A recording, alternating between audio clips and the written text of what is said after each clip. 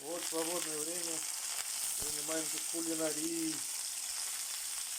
Иногда можно пожарить картошку такой с корочкой, с грибами, с шампиньонами.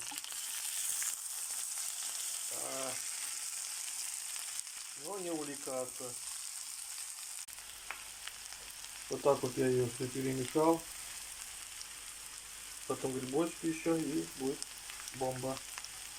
Всем приятного аппетита, не увлекайтесь.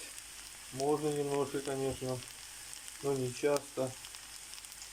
Так что вот так вот. Жареная картошка всегда к столу, всегда вкусная еда. Всем приятного аппетита.